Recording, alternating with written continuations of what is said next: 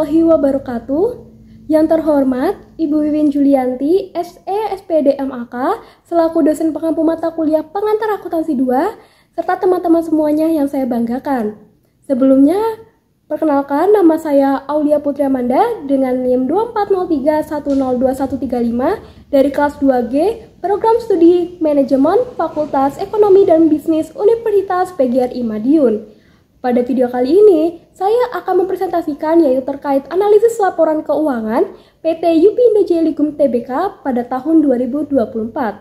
Langsung saja kita masuk ke materi yang pertama.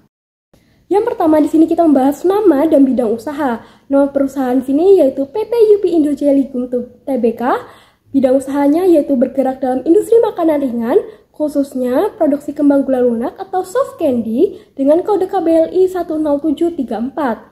Fokus utama perusahaan adalah pada produksi permen jelly dalam berbagai bentuk, warna, dan juga rasa.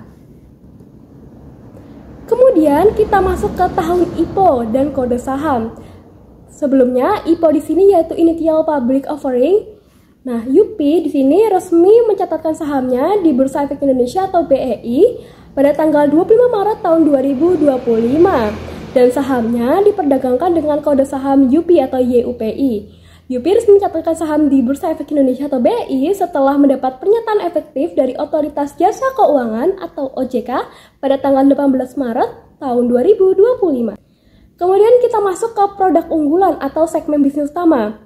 UPI memiliki beragam produk permen jelly yang unik dan lucu dan tentunya populer, yaitu diantaranya Strawberry Kiss, Dinoland, UPI Bites, Baby Birds, pizza, burger, SeaWorld, Escola, dan lain-lain.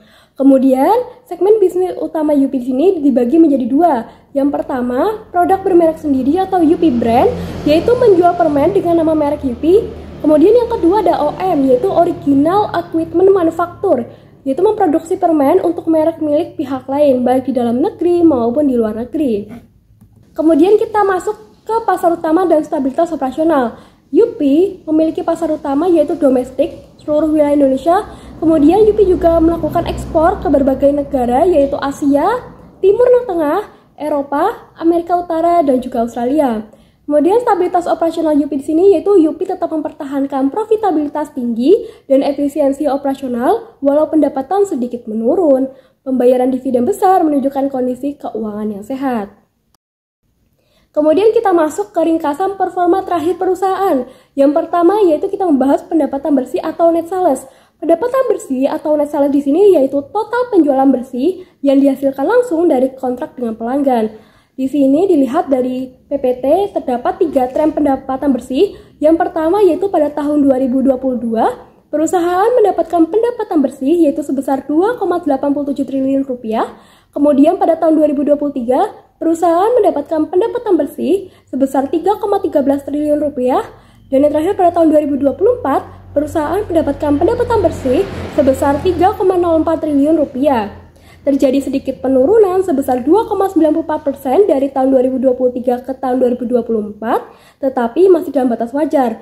Namun, yang menarik, laba tahun berjalan tetap meningkat, yaitu pada laba tahun berjalan tahun 2024 sebesar 629,1 miliar rupiah, yaitu naik sekitar 12,4% dibanding tahun sebelumnya yaitu pada tahun 2023. Kemudian ada total ekuitas yaitu per akhir Desember tahun 2024, di sini sebesar 2,24 triliun rupiah.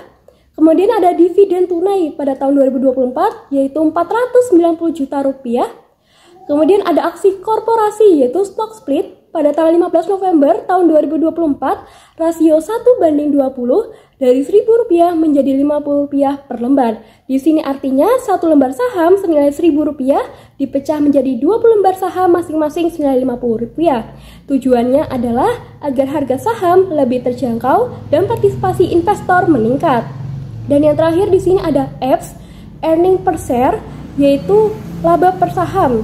Juga naik dari Rp68 pada tahun 2023 menjadi Rp76 pada tahun 2024 yang menunjukkan peningkatan nilai bagi para pemegang saham. Kemudian kita masuk ke foto produk UPI. Di sini terlihat ya teman-teman, foto produk UPI sini ada 8. Yang pertama ada Strawberry Kiss, kemudian ada Dinoland, Yang ketiga ada Fruitbats, yang keempat ada Baby Birds, yang kelima ada Ice Cola, yang keenam ada SeaWorld, yang ketujuh ada pizza, dan yang terakhir yaitu ada burger. Kemudian di sini ada foto pabrik Yupi juga. Foto pabrik Yupi di sini itu terbagi menjadi dua. Yang pertama itu ada PT Yupi Indo Jelly Gum Karanganyar, yang kedua yaitu PT Yupi Indo Jelly Gum Gunung Putri Bogor. Kedua pabrik ini telah mendapatkan sertifikasi halal ISO dan HACCP yang menandakan standar mutu dan keamanan pangan internasional. Yupi juga aktif melakukan promosi melalui media sosial, sponsor acara anak, serta berpartisipasi dalam pameran makanan tingkat internasional.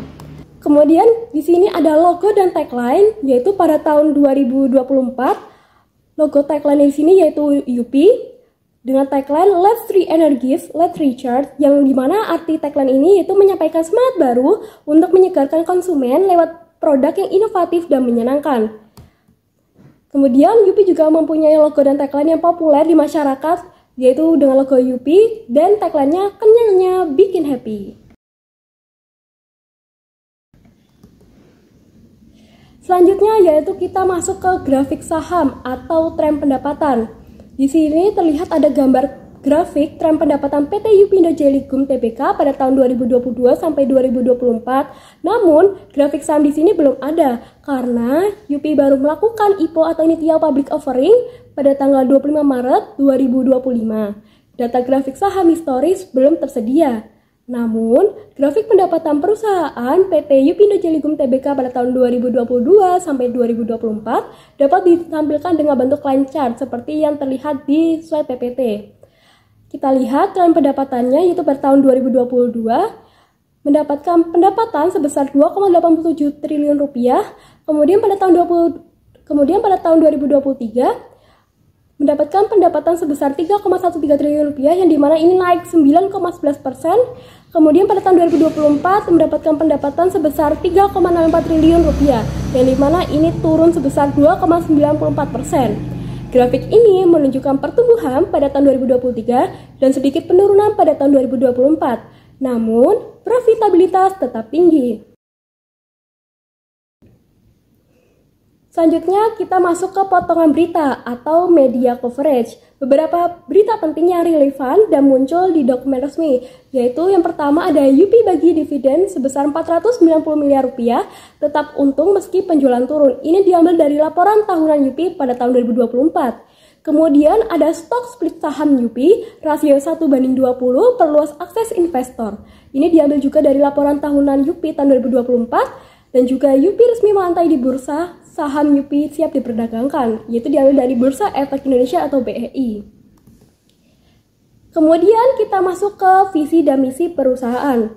Dalam annual report tahun 2024, visi dan misi dirangkum dalam satu kalimat gabungan, yaitu kami berkomitmen menyajikan momen-momen menggembirakan melalui produk-produk permen yang berkualitas, playful, inovatif, dan lebih sehat, di mana saja khususnya di Asia.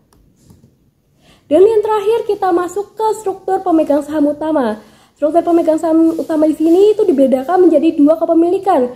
Yang pertama PT Confectionery Consumer Products Indonesia atau CCPI yaitu sebesar 90%. Bisa dilihat dari grafik lingkaran ini ya teman-teman. PT CCPI mendapatkan pemegang sahamnya sebesar 90%. Pemegang saham, pengendali, dan induk perusahaan.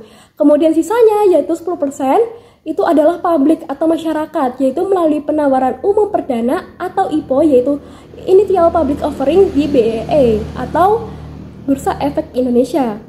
Demikian video presentasi dari saya, yaitu terkait dengan analisis laporan keuangan PT Yupi Indo Jelly Gum Tbk pada tahun 2024. Semoga video ini bisa bermanfaat dan menambah wawasan bagi kita semua. Terima kasih yang telah menonton video saya dari awal hingga akhir. Apabila ada kesalahan, mohon dimaafkan. Wabillahi taufiq walhidayah. Wassalamualaikum warahmatullahi wabarakatuh.